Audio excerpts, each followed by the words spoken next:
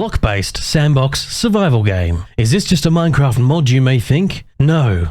This is Vintage Story, a game where a realistic, immersive experience is paramount, tangled with themes of eldritch horror and uncompromising wilderness survival. Have they succeeded?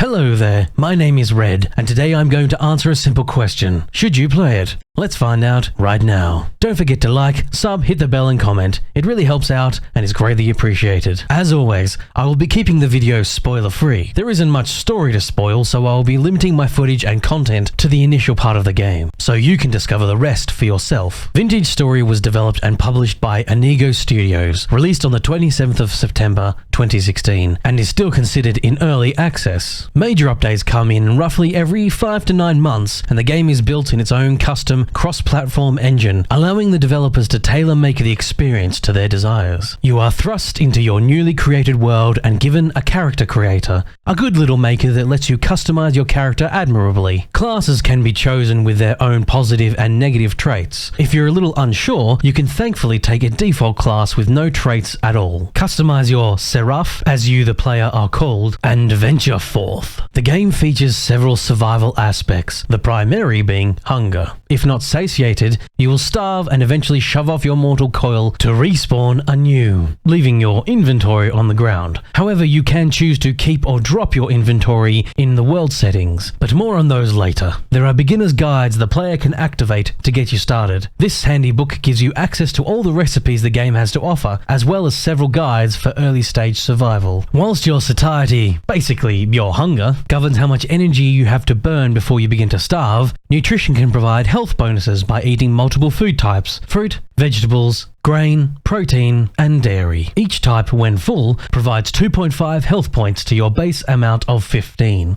The more HP, the better you can survive and explore. The weather plays an important aspect on your own body temperature and food. Some areas are more prone to rain than others, and colder temperatures can lead you to freeze. Your clothing also degrades as you adventure, which hinders its ability to both warm and protect. There is, however, no current active punishment for overheating yet. The warmer your food and other perishables such as untanned pelts are, the quicker they will become unusable. As one might easily guess, resource gathering is a must for survival. You begin with scavenging flint and berries, one for eating, one for crafting. And shock and horror, no, you don't craft with berries and eat flint. Berries can be found relatively easy, and a few bushes here and there will keep you topped up for your early adventuring needs. The flint is carved into the heads of tools, and when combined with a single stick, this gives you a handy-dandy tool. I must, however, confess my annoyance at how similar loose flint and loose granite look. You require 2 pieces of flint for this unique and interesting process. One flint you place on the ground and choose what tool you desire. With the second, you chip away at the highlighted excess blocks, removing them until only the desired shape remains. A stick in your crafting grid and the tool head above gives you your tool, ready to disappoint with its basic slowness and fragility, because that's how these games go. The early stuff's never great. Trees can be chopped down for their logs and sticks. Craft yourself an axe and swing.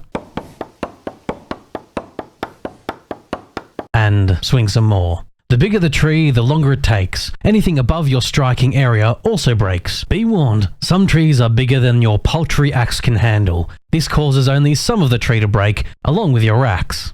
Happily, you can always access your crafting grid from your inventory and crafting menu. It's a style we're all familiar with. A 3x3 grid, drag and drop system with shortcuts by holding the left or right mouse button down. Right to place only one of the stack you are holding into each square you pass over, left to evenly distribute the total in your hand by how many squares you pass over. A unique aspect in Vintage Story's crafting is the occasional requirement for tools to be incorporated. I am personally not a huge fan of this. It requires you to drag the appropriate tool into the crafting grid. This process, in my opinion, is a little cumbersome. I would prefer a system in which the game simply detects the existence of the tool in your inventory, but I understand programming such a thing may be more difficult or unfeasible. Hopefully it's something that gets changed in the future, but I am aware that I may be nitpicking a little bit here. Farming is a big aspect of Vintage Story. Food equals survival, so farming is a must. Soil fertility is important. The higher, the better. I only found low and medium quality in my starting area. You can collect soil and transport it to your desired location too. Handy if you find a lovely spot but the soil isn't great. Wild animals can be found out in, well, the wild. Some are hard to catch, others are hard to run away from. You can harvest them for pelts and meat, both handy for upgrading your food intake and storage. Basic chests can be made for storage, and you, the player, have 4 slots available to increase your carrying capacity. You initially start with just your hotbar for inventory. Cattails, found near the water's edge, can be weaved into carry baskets to acquire a small amount of inventory space. They can also be weaved into basic baskets for storage at your base. You can thankfully open multiple storage containers, 6 in total, at once, as well as your inventory to shift things around. This is a very handy system and I'm happy to sing its praises.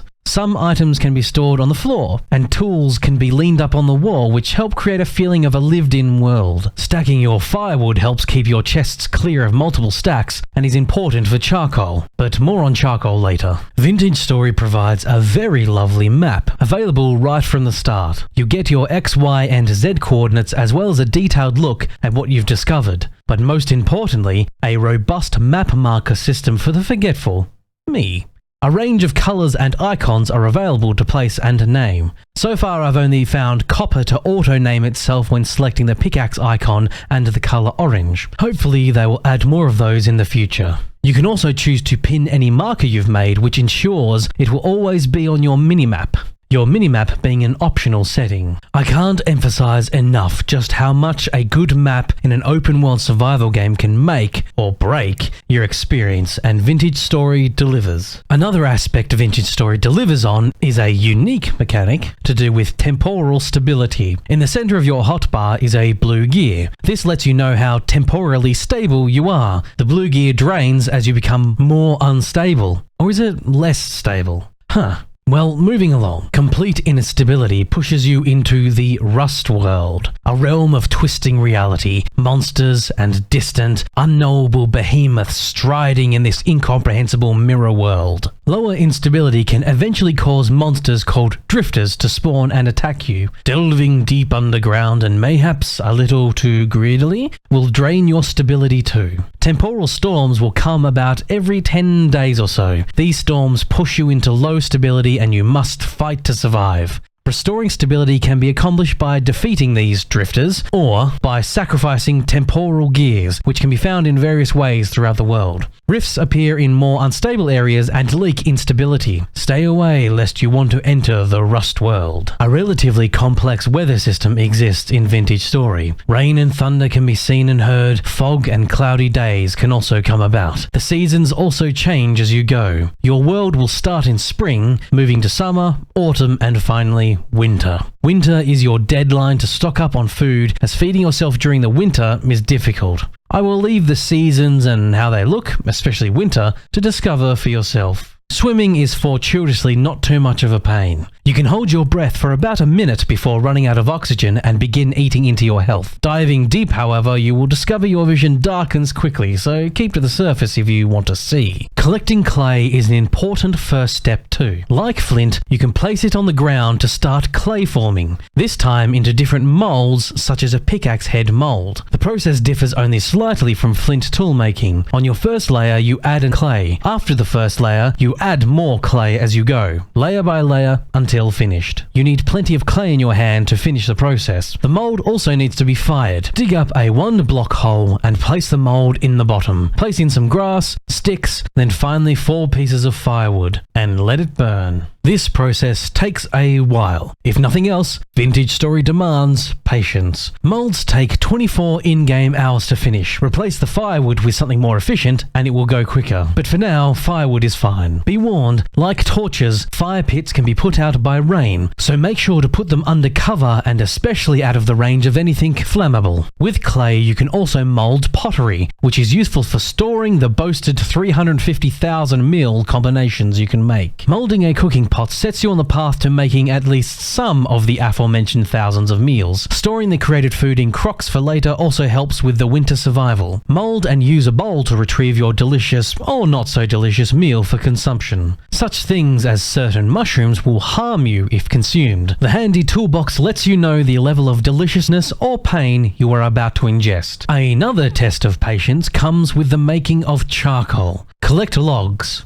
A lot of logs. Make them into firewood and start stacking. Ensure every block is filled to the maximum 32 firewood. No gaps or partial stacks allowed. Dig and place them. Here we are making a 3x3 stack with a height of 2. You can go wild up to 13x13x13 if you'd like. Seal it up excluding the top center, which you make a fire pit in. Start the fire and seal it up completely. If you see smoke and don't hear burning, you've done it. Just wait for the pile to stop smoking, around 18 hours in game. Unseal your smoky treasure and start collecting. Each wood stack turns into 8 layers of charcoal, with the very top layers being slightly reduced. Charcoal is the earliest fuel that burns hot enough to smelt copper. Higher level metals require even better fuel sources. So collect your charcoal and it's ready to use in smithing, which neatly, and handsomely if I do say so myself, leads us to smithing. Smithing is a crucial step to getting out of the Stone Age. Clay molding a pickaxe and a crucible mold is your first step to casting tools. Place the crucible in a fire pit and 20 nuggets into the crucible along with charcoal for burning. Nuggets convert 1 to 5, so 20 nuggets makes 100 units of molten copper. More on collecting nuggets in a minute. Most casts take 100 units of molten metal, nice and easy to remember,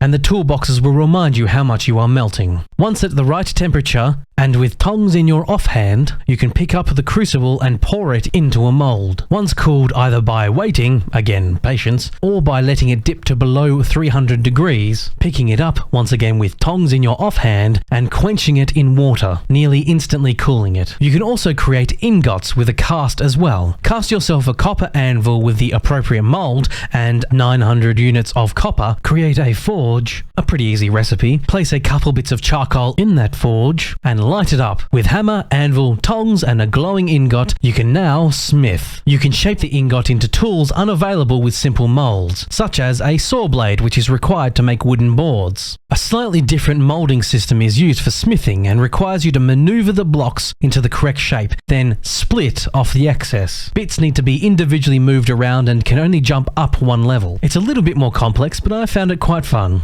Ta-da! You have learned how to make copper tools, including the pickaxe. So grab your pickaxe. The mines call. Will you yearn for them and answer it? So of course, with pickaxes comes mining, a bigger aspect of Vintage Story. There is a large array of precious metals you can find in the ground. Each requires a certain level of tool to mine, so no skipping ahead and mining these titanium blocks just yet. Copper is the first metal you need to find. You can come across nuggets randomly on the surface. This is your initial source to get the first bit of copper to make your tools, but you'll need a lot more. Make sure to mark on the map the locations you find these nuggets in, as it means a lovely vein of copper may lie beneath. Inaccessible until you make a copper pickaxe, because copper pickaxe is the lowest tier. No wood or stone pickaxes here. Dig down and if you're lucky you'll find some precious copper ore blocks. Copper ore blocks break into chunks. These chunks have varying qualities and when smashed with a hammer will give you nuggets. The higher quality the chunk, the more nuggets you get. Physics plays a key role in mining. Blocks have an instability level. Once it reaches 100%, it will fall. Blocks like sand and gravel will instantly fall, whereas stone can hold with enough support. You can change some physics settings in the server settings. You can also turn off gravity on items you have placed, such as soil, which I have done because it breaks my Minecraft-addled brain if I don't. Unlike other blocky games, falling blocks don't just drop down neatly in a line either. In Vintage Story, they can slide, meaning you need to be rather mindful of your location as falling blocks can damage you. An important tool to make for yourself is the prospecting pick. Side note about tools quickly, I love that when a tool breaks, if you have a replacement in your inventory, it automatically places a new tool into the original slot for you. A little but nice touch.